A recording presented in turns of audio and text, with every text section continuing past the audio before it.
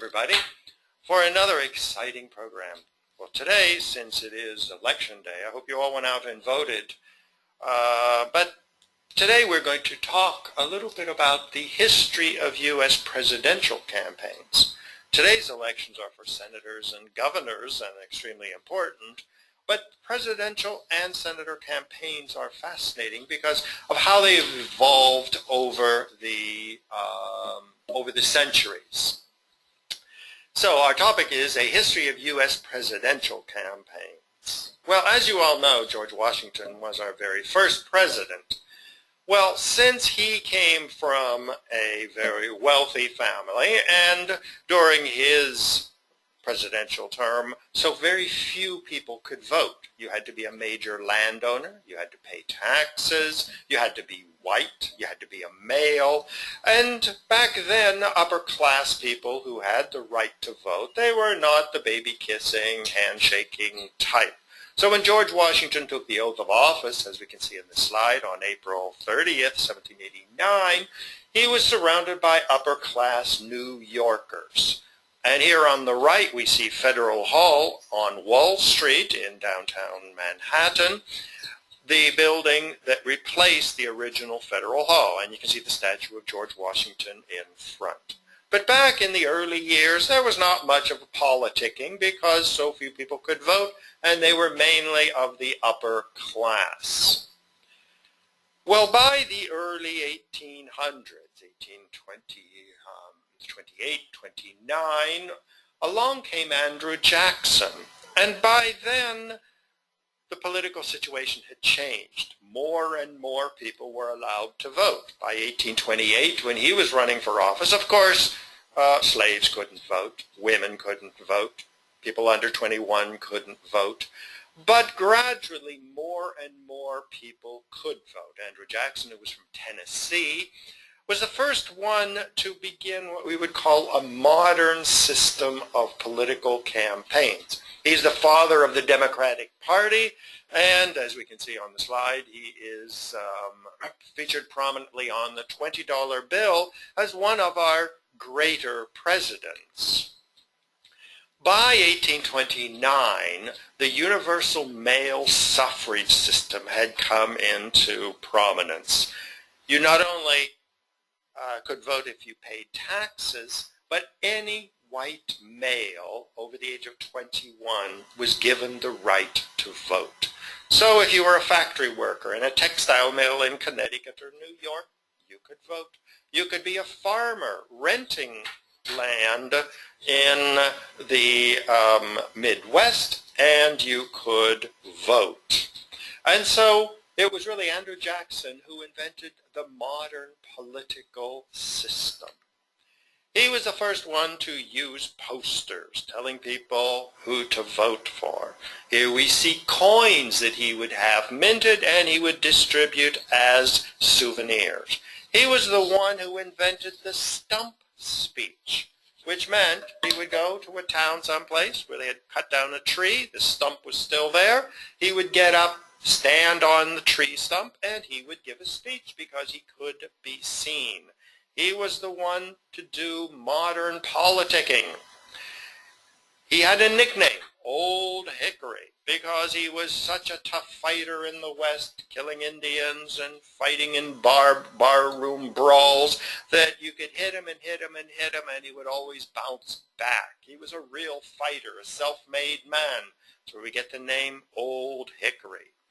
In the middle of the slide, we see the ribbons, which could be mass-produced, printed on silk or on cotton, and he would hand them out at his political campaigns, and people would pin them to their jacket. We see a picture in the right, which he'd give to a few major donors, plates with his image on them. And of course, to attract the white male vote, in the center of the slide we see a whiskey shot glass with his picture on it. He was great for going into a bar, ordering a round of drinks for everybody in an Andrew Jackson shot glass, which they were allowed to take home with them as a souvenir. So he really invented the modern way of doing politicking. Well, now what happened in this century, which is really the focus of this lecture series here, is how things have changed so radically in the last 100 years. Well, this 100 years, the 1900s, were really inaugurated by the personality of Theodore Roosevelt. Now, the Roosevelt family are what we call in New York old Knickerbocker families. Anybody who can trace their family heritage back to before the American Revolution of 1776 is called a New York Knickerbocker. My family just barely made it because we arrived in 1750. So we were already in the country when the American Revolution started. But nobody could be more Knickerbocker than the old Dutch Roosevelt family. And here we see on the chart, on the right, we see the Roosevelt family tree, beginning with Klaus Martensen van Rosenvelt, who immigrated from Holland to New Amsterdam, and then going through Nicholas, Johannes, Jacobus, James, Cornelius, Theodore, and going up to the President Theodore Roosevelt. Well, this is all well and good if you're a New York Fifth Avenue resident, but unfortunately, by the 1900s, the franchise had expanded. All these Irish and German immigrants, Eastern European Jews were getting the right to vote. They were new immigrants. They were at the bottom. So Theodore Roosevelt, when he was politicking, had a major handicap. He came from an upper-class family who had been here forever. So how could he overcome this legacy of Harvard, of a Fifth Avenue mansion, of an ancient family? This did not resonate with the average American male voter. So he had to create a new image which would be marketable. So off he went to the Wild West, to the Dakotas, which at that time in the early 1900s was just the end of the world.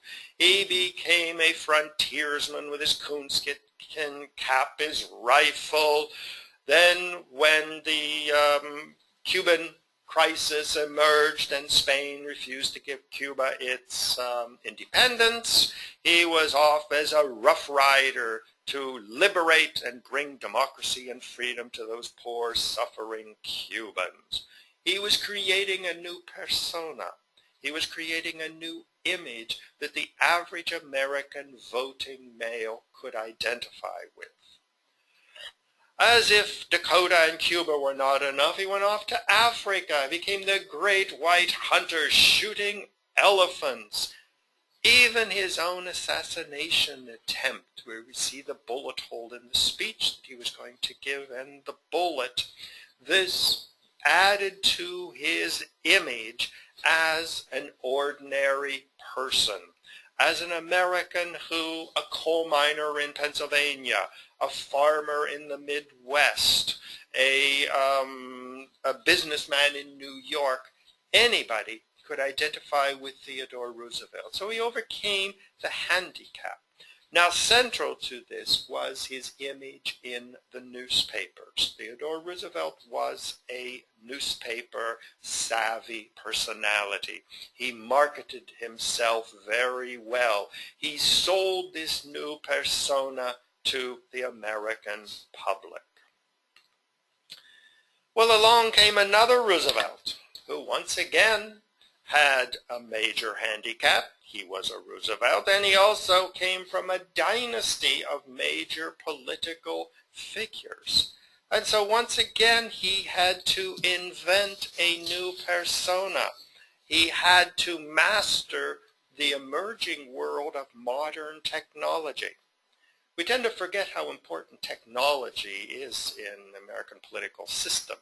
I just read recently an article that when Abraham Lincoln came and spoke at Cooper Union in Lower Manhattan, somebody came up and said, well, you are not photogenic, because Abraham Lincoln was very savvy when it came to the new invention of the photograph. And when people looked at him, they saw his pockmarked face, his big nose, and his very ugly face. And it was rumored that a woman who spoke to him at Cooper Union said, "You would be much more photogenic if you grew a beard." And so it was in New York that he started growing his beard because he had to respond to the new invention of the photograph. So, all of you men who have bad skin, a beard will cover a multitude of sins. And we can't even imagine today an Abraham Lincoln without a big, bushy beard. Well, Franklin D. Roosevelt also was aware that technology was changing. He was the first president to master the radio. Now, when you would turn on a radio back in the late 20s and early 30s, you heard the voice. Now, so often a person who has a good speaking voice can captivate millions. You not only saw a picture of a president or a presidential candidate, but you heard him speaking. And so, by 1930s, women had the right to vote, and it was rumored that women were more influenced by the voice than they were by the content. Now, this might be rather sexist today, but this very much influenced presidential candidates. You had to have a good speaking voice. If you had an accent, like John Kennedy did, or Jimmy Carter would later on, it was considered a major handicap. So Franklin D. Roosevelt had to downplay his Harvard-educated accent, and he had to speak like an ordinary American, and he mastered the power of the radio very well. He was the first candidate also to take advantage of the great railroad boom, where he would get on a train and cross the country, stopping at even small stations, even if only for 2 minutes, because then they could not only hear this new candidate on the radio and judge him by his voice, but they could get a first-hand view. What did he look like? How did he talk? What were his gestures? And so he mastered both the radio and the railroad, which were crucial to winning his election. The same situation happened with his wife, Eleanor Roosevelt. Once again, was the first modern first lady. She was not an extremely beautiful woman, but she was a great and talented speaker.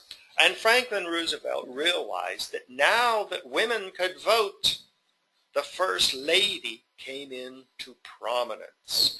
And here we see a picture in 1940 of Eleanor Roosevelt speaking before a group of people at a campaign. She became a major asset in speaking, in touring. She was dynamic, she was intelligent, she was charming, and became really a major asset in his campaign.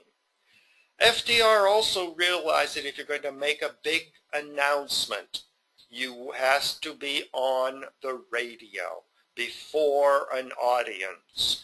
He came up with the idea of a New Deal, but he held it very close to his vest.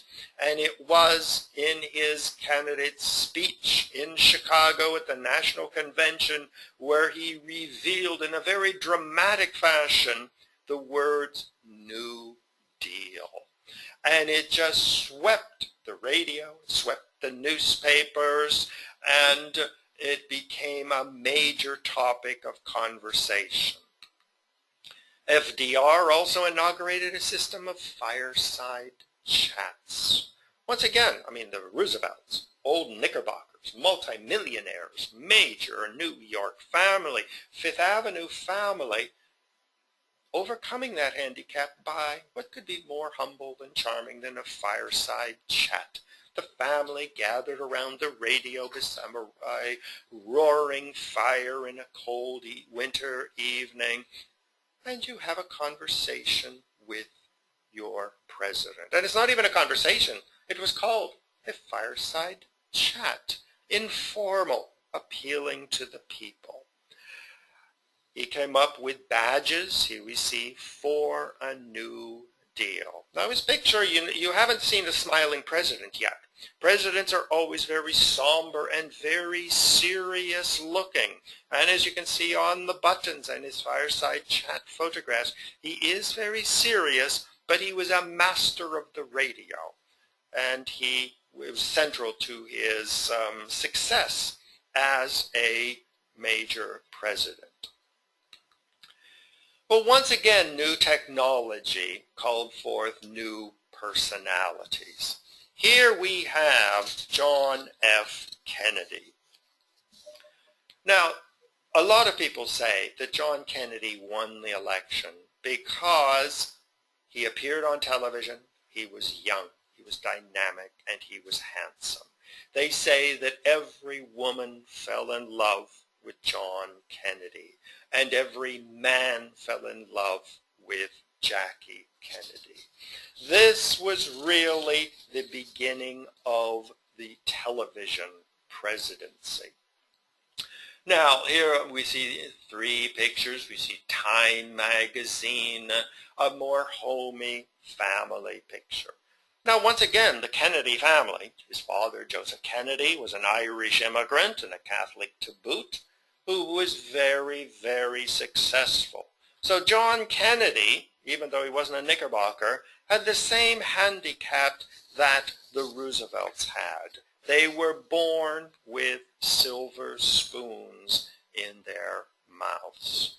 They were born to upper-class families. John Kennedy had a Boston accent, the famous dropping your R's and dropping your H's. I remember when I went to Harvard, there was the famous joke about park your car in Harvard Yard, which was the way a Harvard-educated person should speak. That was the Kennedy accent.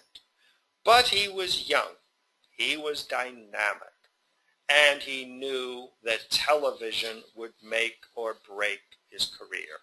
The Time magazine cover show him as a young family man. Now here this is extremely important because we see this is 1961. This was the greatest generation. He was a military hero, the war in the Pacific, and he was one of the millions of young American men who came back from the war, married his sweetheart, and set out to make the baby boom generation. I'm one of the 77 million baby boomers. My father came back from the war. My uncles came back from the war. They all got married, and from then on, from 1947, when my oldest brother was born, every 9 months and 1 day, my mother had a baby. 9 babies. Another uncle had 15 babies. Ruth and Ed had 10 babies. This was the baby boom generation. So the United States was filled with young Kennedy-like families producing babies. This was here on Long Island, the Levittown, where so many houses were built for these new, young, growing families. The 1960s was also the age of television. It's true, the television was still in black and white, but the president could be on television every evening. He could be talking to millions of people across the country. The president came into your living room. This was also the time of the NBC, ABC, and CBS 6 o'clock news in the evening. He knew that almost every day he had to be on the news. And if he didn't have something to say or didn't do something exciting, you could be sure that one of the many Kennedy kids would have some little antic. And when we look at this time picture, everybody can identify with it at that time. It was the baby boom child who was chewing on his mother's or her mother's pearls, perfectly family-oriented. Now, I added another picture on the right because in the age of television, if you look like this poor gentleman on the right, I hope he's nobody's uncle or father. I just happened to find it on Google Images. I was wondering if a person with a face like that, even if he's wearing a tuxedo, could be elected president in the age of television. Once again, modern technology had totally changed the way we did politics. And Kennedy was the first of the great and probably the greatest television president. He would bring television cameras into his family home up in Massachusetts. Every event that he did, he was always surrounded by kids, by other people, with him smiling. And here we see Kennedy, young Kennedy, short sleeves, kids playing on the beach. Once again, very much the baby boom generation. He featured himself prominently in his war career. Even movies were made about it. And on the right, in the upper hand corner there, we see the famous debate between Nixon and Kennedy, where it is said that the camera made Kennedy and defeated Nixon for the simple reason that Nixon was uncomfortable with the television cameras, and the television showed him sweating profusely with his shirt getting wet and water running down his face. And they say that the television defeated him as much as it made Kennedy into a great president. Probably the Kennedys were the most photographed, the most image conscious of all presidents. Here we see then left-hand corner the infamous debate between Nixon and Kennedy once again. Lower left-hand corner we see a family portrait, smiling Jackie. In the upper right-hand corner we see a family scene of Kennedy and Jackie in a house setting. Now, fortunately, before the rise of terrorism and September 11, a president could still go out and shake hands and greet people. Once again, this is reminiscent of Andrew Jackson, who he was the first baby-kissing, hand-shaking candidate who interacted freely with the people. So he was very, very much a image-conscious president. Now, here we see the power of another aspect that Kennedy was a master of, and that was slogans. People didn't really want long-winded speeches. They wanted an image. They wanted a slogan in a nutshell that summarized what this whole presidency was about. And here we see Kennedy for president, and at the top is a new leader for the 60s. Once again, the 60s were so important. I was born in '49, so I was already aware of things in the 60s. I remember Kennedy. It was a new generation that was growing up. Immigration had stopped. The United States had absorbed the millions of Italians and Irish and Germans and Eastern European Jews into the American framework. The automobile had transformed American society. We were mobile. 1969 were the great Stonewall riots, where it was an age of freedom for gays and lesbians. The beginning of the women's movement, where women started going to college for the first time. Remember when I went to college, I went to a Catholic all-boys school up in Erie, Pennsylvania. And it was during the 60s when I was in college that we accepted the first blacks into my school, and we accepted the first women into my school. This was when these traditional Catholic colleges were being desegregated and were going co-ed. It was a time of radical change. Here we see leadership for the 60s. Kennedy clearly recognized that the 60s was a new era in American history. Times were changing.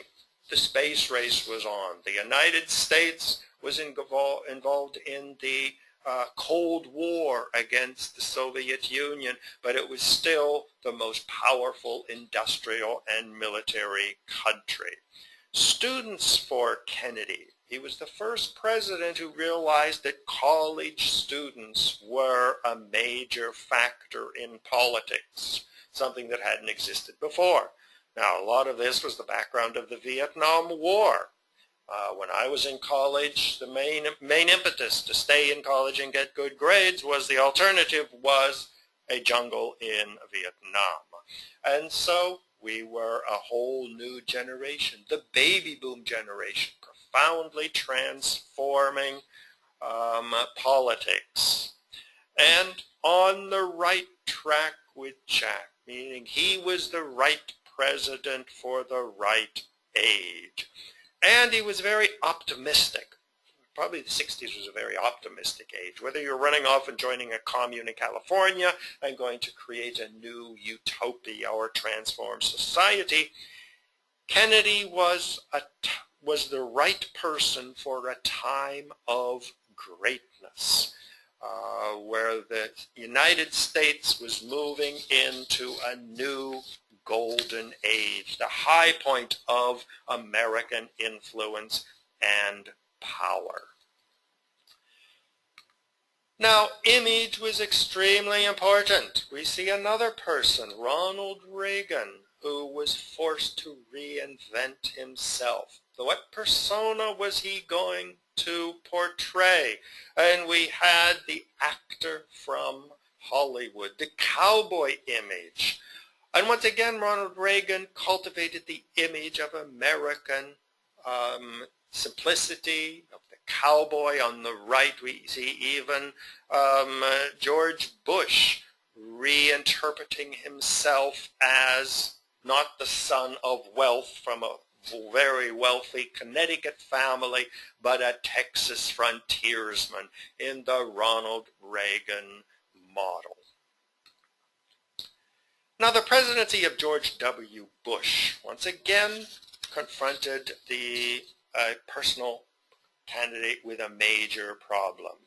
He was the son of wealth from a Connecticut family.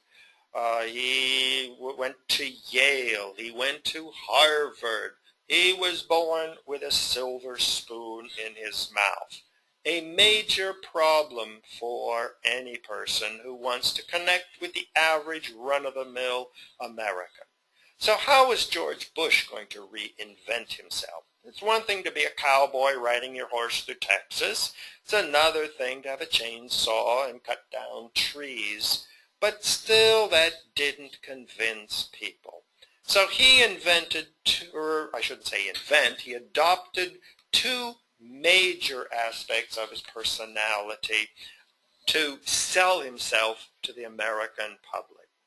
First, he made a lot about the fact that he was a recovering alcoholic. He had been wild in his younger years, but he had overcome his alcoholism. And how did he overcome his alcoholism? By becoming a born-again Christian. George Bush realized that the fundamentalist Christian element of the population was a major force. It was up and coming. Ronald Reagan was the first one to recognize evangelical Christians as a major political force, but George Bush was the first one to really mobilize them as a major factor in the political campaign. Now here again, this is a major issue with the presidency of George Bush because the United States was under attack. Became president in 2001, and we all know what happened in September. He needed to repackage himself as the only true, authentic American over and against the rise of Islam and over and against atheistic communism. And so by emphasizing himself as a born-again Christian, as America as a Christian nation.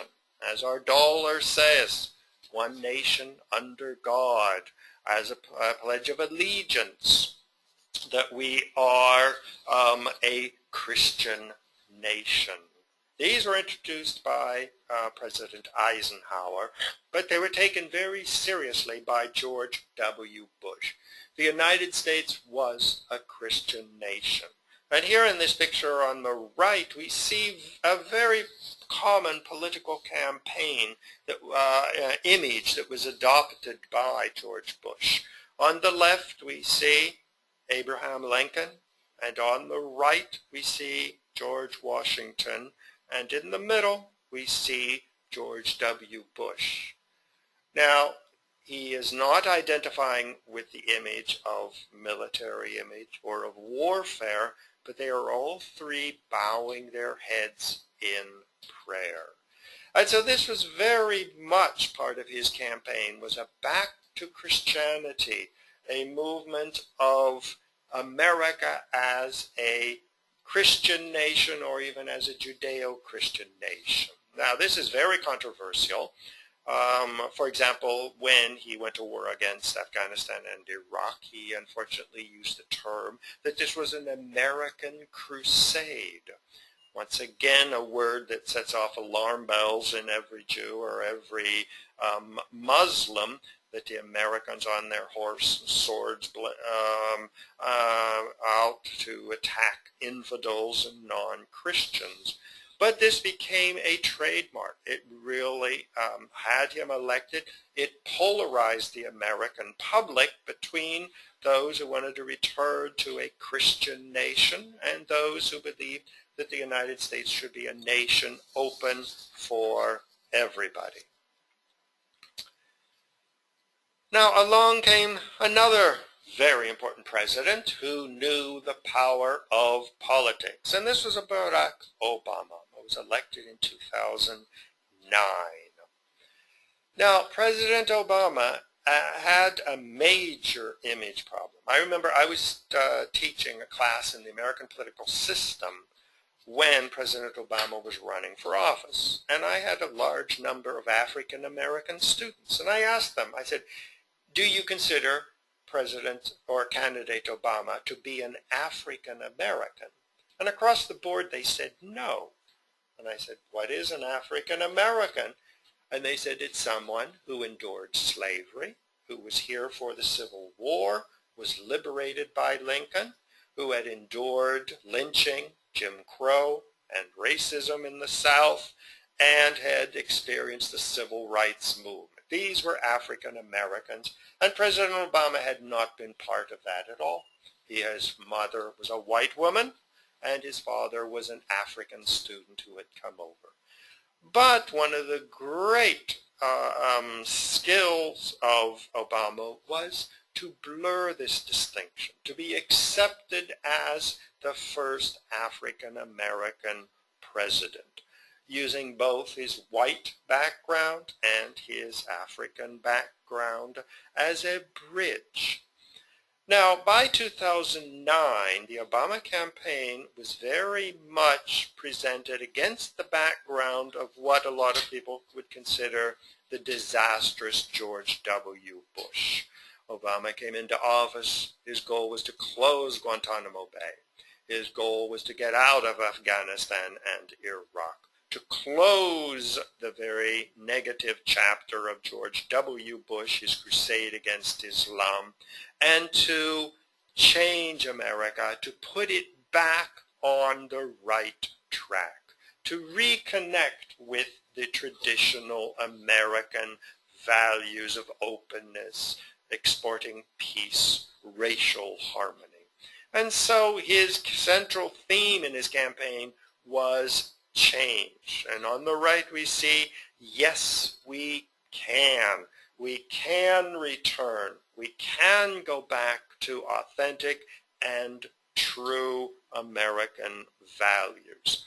So here again, his whole campaign was uniting Americans. And his persona was half black and half white, constantly appearing with his members of his white family as well as with his black family, showing that he was the bridge who could unite Americans, overcome the trauma of the September 11 and of the George W. Bush years. His most famous book was The Audacity of Hope. Once again, audacity, to dare to hope. Thoughts on reclaiming the American dream. This was a central point of his campaign. Overcoming the national traumas of 9/11, George W. Bush, the Iraq War, the Afghanistan War, to say nothing of the rise of China and the decline of the USA. Central to his idea was get out of the Middle East, close that chapter. His famous word was a pivot to Asia. Set the United States back on the track for future growth and future greatness. So it was back to true American values, that we are to finish what we started. He featured prominently Michelle. He featured prominently his two children. Once again, he is a representative of the baby boom generation, come of age, going back to true American values. His central characteristic was a community developer in Chicago, something that was ridiculed by people like George Bush and a lot of the Republicans as being not really a qualification for presidency, but central to Obama's goal was back to the people, back to the ordinary American, back to national values. The real neighborhood assembly. We see him close to his Protestant preachers, working with ordinary Americans to develop a new and a better America in sync with the changing times. Now, the Obama administration, just like Abraham Lincoln confronted the newly invented photograph, the invention of the radio, John Kennedy with the invention of the television, President Obama was computer savvy. He knew the power of websites, of Yahoo, Answers, MySpace, Facebook.com. He was the first presidential candidate to put his campaign online. Now, here again, this is appealing to young people. People from the age of 18 could now vote. So there was a whole mass of young people who were growing up who were computer savvy. Now, I'm lucky I mastered the computer, but I do know at Touro College where I teach, a lot of professors my age are not computer savvy when it comes to Blackboard or so much of the modern technology. They flee from it. But that is really the future of education, and it is the future of politicking, whether it is online courses or courses like this, webinar, where you can broadcast a lecture to people in many different locations simultaneously. You can call in questions, and I can answer questions. And it is a electronic community. There are even virtual congregations where you can worship in your home with a screen, and you can be united with people across the country. Obama recognized this. He recognized that the vast resources of electronics was making a major change in the way we do politics. Now, on March 18th, 2008, he gave a speech on More Perfect Union. Now, this was a speech that was both on radio and on television, but even more importantly, it was on YouTube. Here again, it was a speech that was viewed over 1.2 million times within the first 24 hours of its posting. And it was the first major speech that reached a staggering 85% of all Americans. Because you not only had to turn on your radio or your television and watch it when it was being broadcast, but it was permanently on YouTube. You could get home from work in the middle of the night and you could go back and you could watch his speech almost live. And so it is with all this new technology, this new electronics, the world has become one small unit. The time has been erased that you can watch something live hours later. And it was the first speech that was reached almost the entire totality of Americans. Now, in conclusion, we have to wonder what more is going to be in store for political campaigns. I'm just waiting for the first candidate to take a trip and to give a first campaign speech from Mars or from Jupiter, because this is going to be another great step forward in campaigning. Money is still an important thing, but a candidate who masters the latest in technology, whether it was the photograph, the radio, the television, the internet, or the railroad, these are the people who are going to reach Americans, who are going to shape their image, and they are going to be elected. So, I hope you all have the opportunity today to go out and to vote, because we not only have the senatorial and governor's elections today, but in a few short years we are going to have another political campaign for presidency. So make sure you vote, and thank you very much for being such a wonderful audience.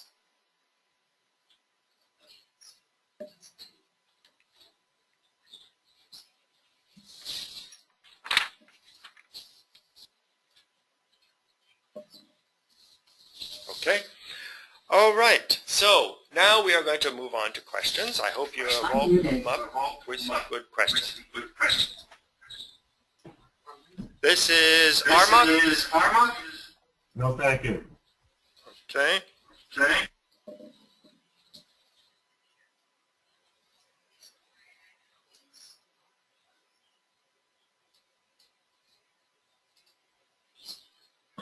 Hello, East Northport. Do you have any questions? Yes, we have a question. When Obama became president, the Republican Party opposed diametrically everything he said and did. Is that true? So the question was, when Obama was running for office, the Republican Party opposed everything he did. In many ways, yes. The Republican Party, unfortunately, had committed itself to the war in Afghanistan and Iraq, which were being waged. They were very much against gay rights, they were very much against expansion of women's rights, and they were very much opposed to his health care system. And unfortunately, from the very beginning, there was this chasm between the right and the left, between the Republicans and the Democrats, which unfortunately endures until today. It is often called the paralysis in Washington, where so little is being done. I consider this tragic because there are so many major issues that the United States has to confront. I mean, in my book, one of the most important issues the United States has to confront is the rise of China. And when we see the United States once again getting into Iraq to try to solve the problems that George Bush established, that it is really bogging us down. So I would say, yes, with Obama, there was the beginning of this very vicious split between the Republicans and the Democrats, which endures until now.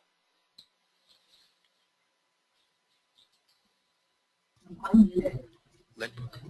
Okay, question from Lynbrook. No questions, thank you. Okay, thank you.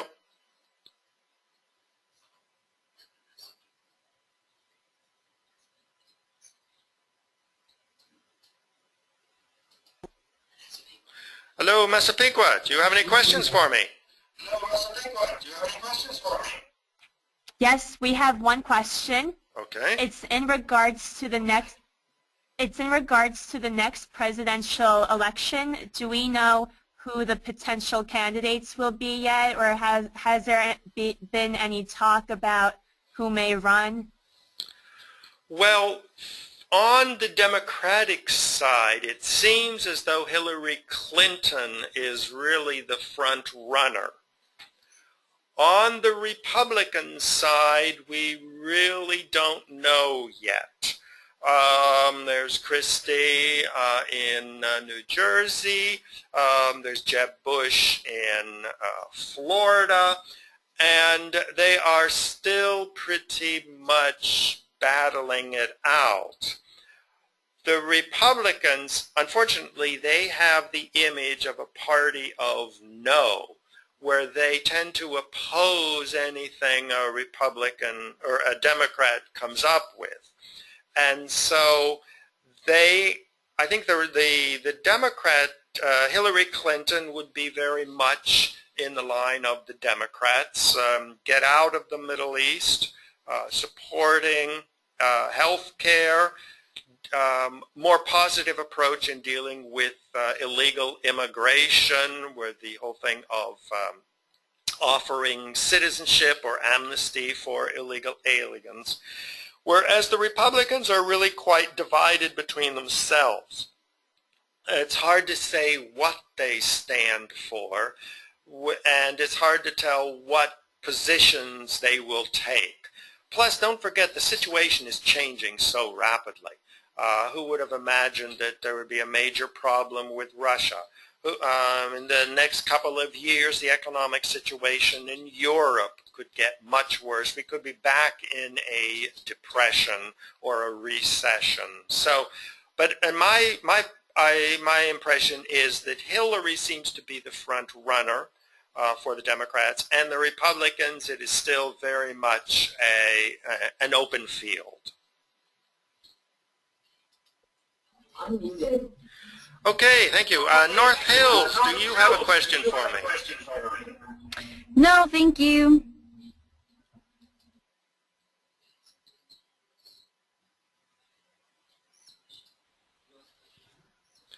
North Woodmere, do you have a question for me?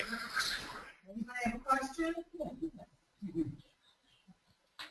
No? No, thank you. Okay.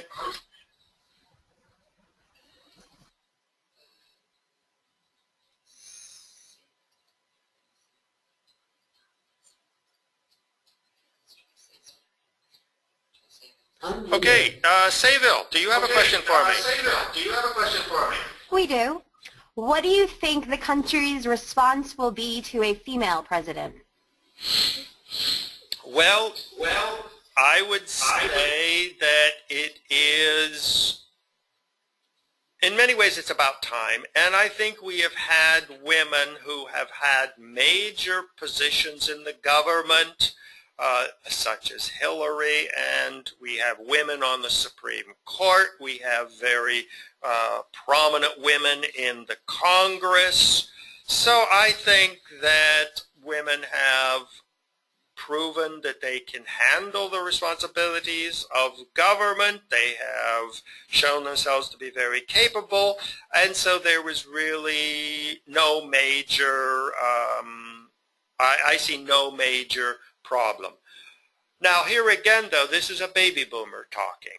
There are still a lot of older people who would have some problems with it. There are some very fundamentalist Christians who believe that the woman's place is in the home, that God created them to be maidens for men. But I don't really see a major problem. Now, but you never quite know what's going to happen with a campaign. I remember when Mitt Romney was running for office, the whole issue of him being a Mormon probably was the reason for his defeat, because so many Protestants and Catholics couldn't quite accept the idea that Mormons are bona fide Christians. And in fact, during his campaign, I was giving quite a few speeches in the New York area to describe what the Mormons were. And I got constant questions of, would you consider them a Christian, like a Catholic or a Methodist or a Presbyterian?